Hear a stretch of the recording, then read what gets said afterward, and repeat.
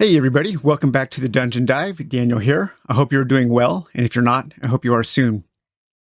Okay, today on the Dungeon Dive, we are going to be taking a quick look at Seven Moons, Heroes of Dragon Reach. This is a new game from Gunpowder Studios, and that is the same company that brought us Bag of Dungeon, which is another game that I have covered and that I enjoy quite a bit. So let's read a little bit about Seven Moons. A storm approaches. You must ready your city for war. You are a royal emissary sent out by your monarch into the kingdom of Dragonreach to ready your city for war against the approaching Shadow Army. How will you raise enough gold to strengthen your defenses and hire allies to fight with you? Will you trade resources on the volatile market? Will you risk venturing into the lawless wilderness for its magical riches? Or will you embark on a quest to help the realm and earn rewards? Whichever you choose, you have little time and much to do. At the rising of the seventh moon, the Shadow Army will attack. Those best prepared will have the greatest chance of survival. The rest will not live to see another moon. And then it says Seven Moons is an easy-to-learn, fun game of strategy, acquisition, and adventure in a mythical and magical land. First of all, I just want to say how incredible this game is in that it fits everything that you see on the table into this small box.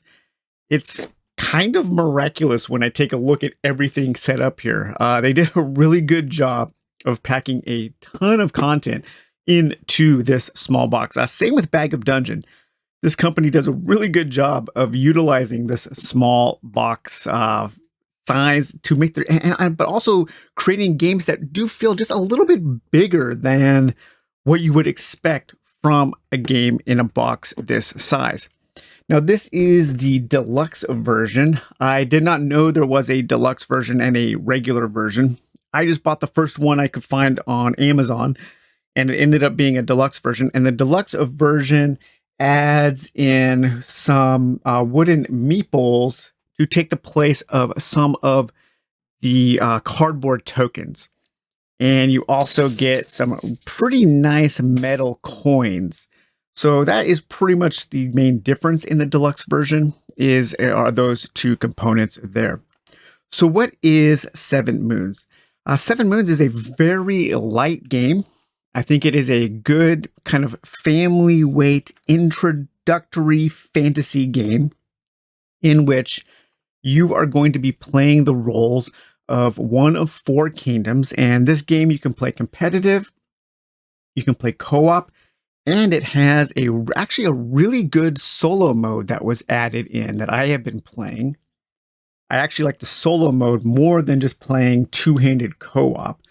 But you are going to be taking the role of one of these kingdoms, and you are going to be sending your emissary out in order to gather resources. You can gather wood, iron, and ore or rock, I think it is. What are the main resources? There are three resources here that you can gather. You can go to these campfire spots in the wilderness to have adventures. And you can go to this Dragon March area in order to gain quests. And in doing those three things, you are going to be strengthening up your kingdom by adding strongholds and by recruiting different allies to join you. And you are going to be preparing for an onslaught, an attack by the Shadow Army. So this game incorporates some pickup and delivery mechanisms, some resource management mechanisms, a little bit of tower defense, and a little bit of overworld kind of overworld adventure, overland crawl style gameplay.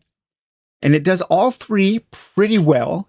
Again, everything is very simple. I don't expect this game to, hit really hard with the people who are looking for something really complex or meaty. But if you are looking for something very light, something you can play with your family, something that you can set up in a matter of minutes and just have a nice kind of light adventure.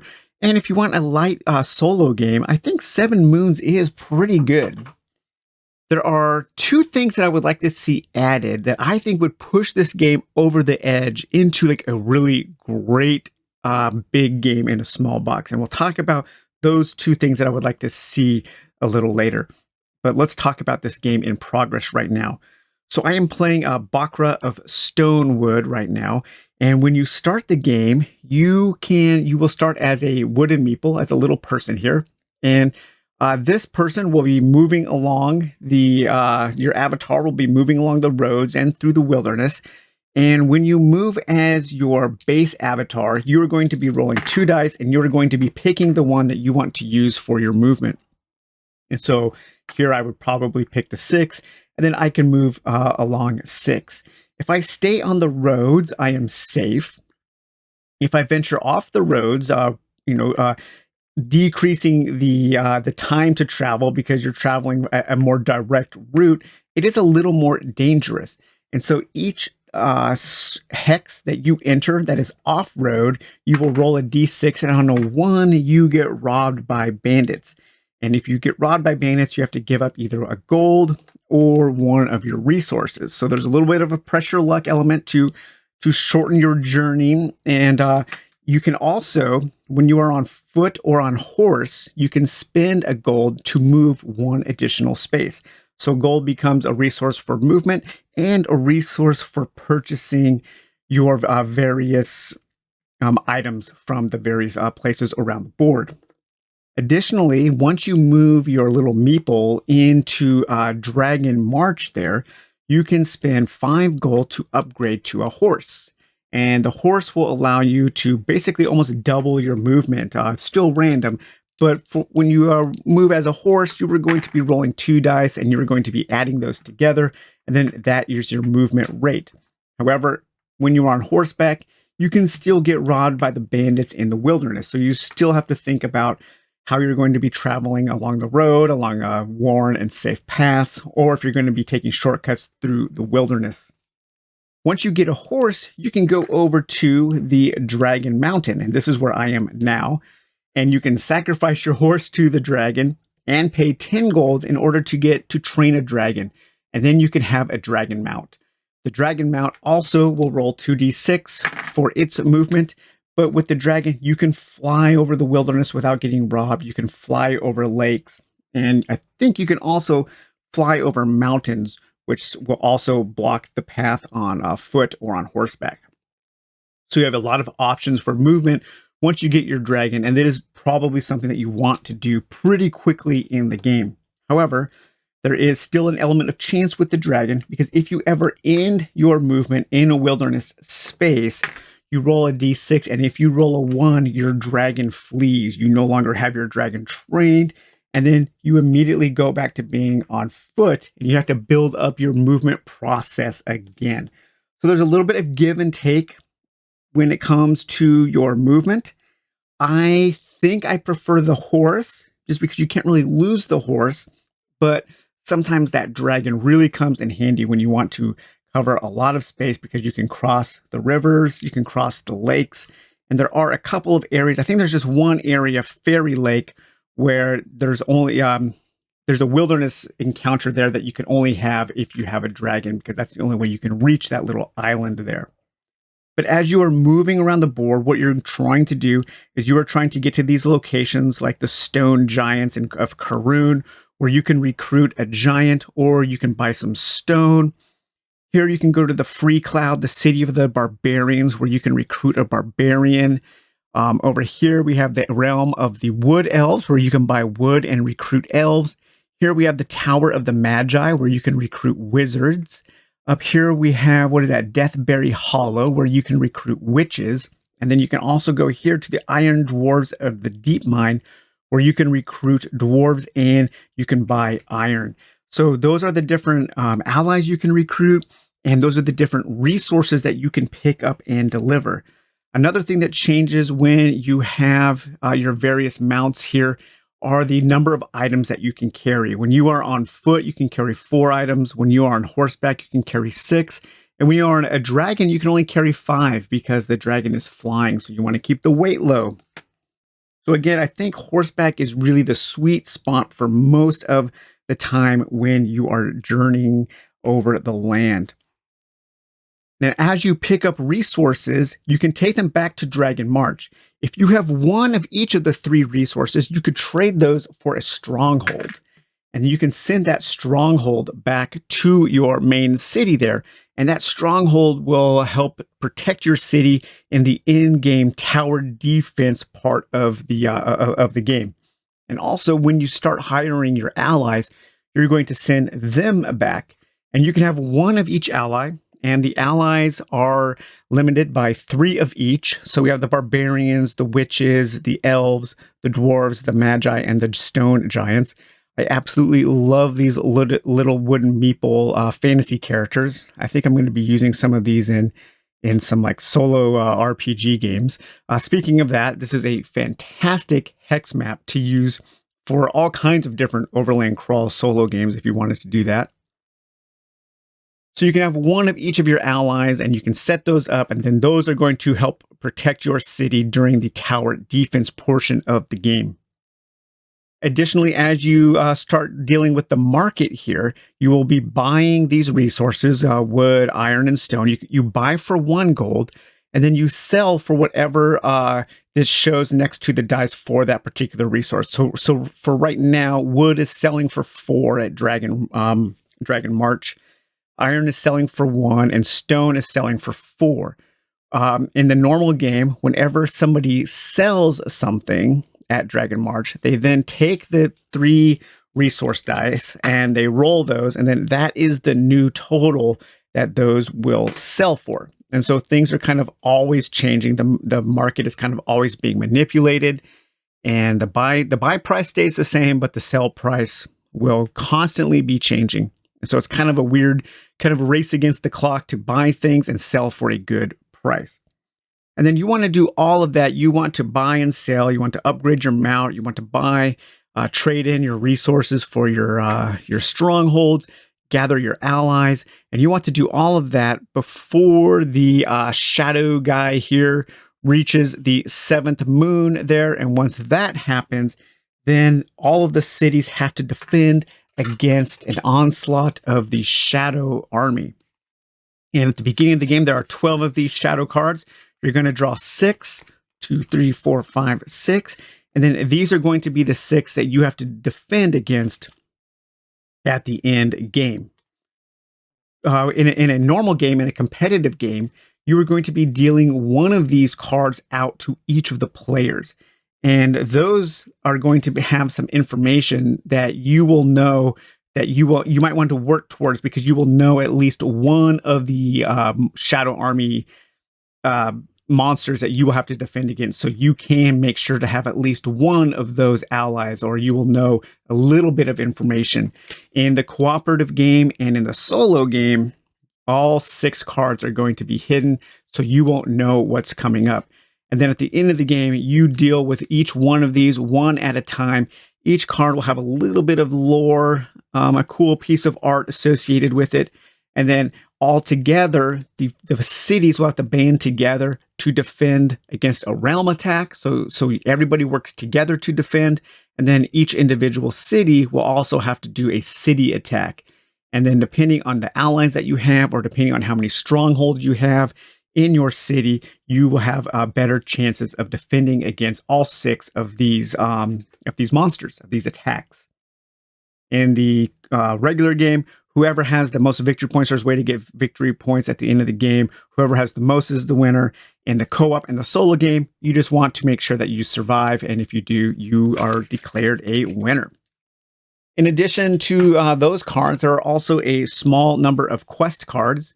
And if you go to Dragon March, in addition to selling your items there or trading 3 unique items for your stronghold, you can also take a quest. And each one of these quests will have a little story associated with it, and it'll tell you something to do. Usually it's taking an item like a little quest marker. It's kind of a fetch and deliver. You'll get something, you'll deliver it somewhere, or you'll go somewhere and roll a couple dice and look for a certain result. But usually these will give you some gold, or maybe another valuable resource, a bunch of resources, or one of these items perhaps. there are a number of like these relics that you can pick up, and those will help you out at the end of the game as well. In addition to these quests, there are also these campfire tokens that are out on the board. I believe there are 9 spaces that start at the beginning of the game will have these campfire spaces tokens on them. And when you reach one of those spots, you remove the token, and then you have a little wilderness encounter. And these wilderness encounters, there's also a way that you can get some of these special items. You can get more gold, you can get more resources, or maybe even additional allies to help you. So these are kind of your little encounters. There aren't a ton of them. I believe there are only 12, but you're only going to see 9 in a game. So it's just another little thing that you can choose to focus on. So you could spend the whole game just dealing with the market. Maybe you want to spend the game doing a couple quests, or maybe you want to go out and explore some of the wilderness encounters. I usually find that I like to do a little bit of each. I'm not sure if that is efficient or not, but that is the way that I have the most enjoyment with the game. So the solo mode, I think the solo mode is really, really cool in this game. And it's actually, I haven't played competitively. I've played a co-op game two-handed. I didn't have too much fun. I think the game could be pretty good competitively with the right crowd if you know what to expect. But the solo mode is really cool. It does have a timer, but I think the timer works thematically in this game because it is a race against time. The whole theme of this game is you want to go out and you want to bolster your city and protect your kingdom in a certain number of rounds and a certain amount of time before the Shadow Army marches. And so the time limit does make a little bit of sense here. And you're going to be keeping track of the time on this circle here, the moon phase chart, with one of the additional dragons. And as the dragon moves around the board, certain things will happen that advance the Shadow Army. So your Shadow Army will move on the moon track, moving down towards that final space of the 7. When you move to this space, you will remove the closest wilderness tokens. So you will have fewer chances to have one of those wilderness encounters. When you hit this space, you will roll the market dice. And so the dice that normally will get changed with resources, with selling resources, that is constantly getting changed throughout the game to add a little bit of a variety there. And then, like I said before, when you move into this space, you advance the Shadow Army. And the way that dragon moves is you have this little bag here, you have these tokens in here, and as you draw them, you will place them down on this board here. If you ever place the one right next to the dragon and ahead of the dragon, then the dragon moves to the next spot. If you ever have 3 of one token out, you clear the board and the Shadow Army also advances. So really cool, a really cool timer system that doesn't just tick down time. It also changes the state of the board to somewhat simulate in a simple way other players doing things on the board. There are also these story tokens here, and I believe there are 12 of them. They are double-sided, and you can place those out according to these little kind of story supplements that they have on their website, on the Gunpowder Studios website. And there are 4 of them right now. And those tokens are used to have these little quests. And you can go to these tokens. You can do a little thing, a little story thing that is presented in the little quest sheet. And then you can usually take one of those and then it'll give you some kind of bonus at the end of the game. So it is another little way to add a little bit of variety to the games. And I think this is pretty cool. I hope they create more of these and utilize those tokens well. But overall, I think this game is pretty fun. It is very simple. I think the biggest downfall to the game is that the first few turns are really boring. And the reason is for that is because you are just starting at your start point and you are simply just rolling dice and moving, and nothing really exciting happens for about 4 or 5 turns. However, those turns are super fast because you are literally just rolling dice and then kind of picking what you want to do first. You want to get towards your closest ally or resource, or do you want to head straight towards Dragon March?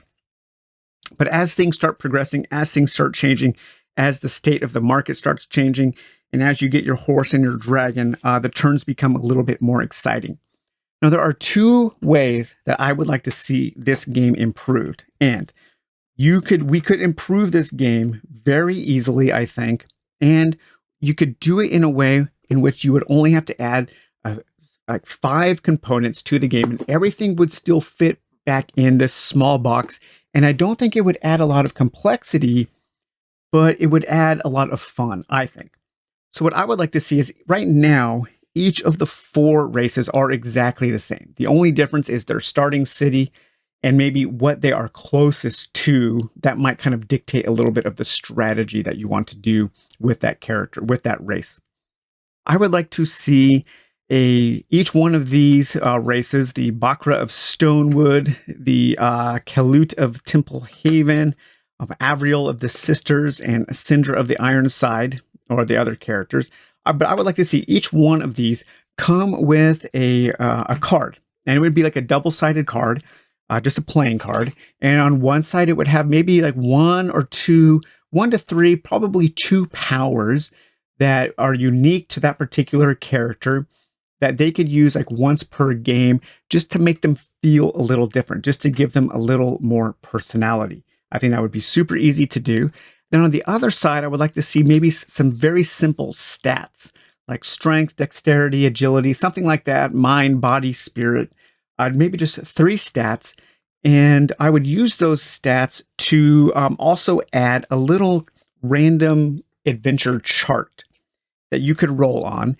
And you could do that by simply having a double-sided pamphlet like this, same size, and maybe a 2d6 chart for random road encounters and random wilderness encounters. And so what I would say is, at the end of each turn, if you were on a road, you roll a die. And if you roll a 1, or maybe a 1 or a 2, then you have a road event. And then you would roll 2d6, and you would consult the chart to have that little event. It would just add something, especially to those first few turns where nothing is really happening.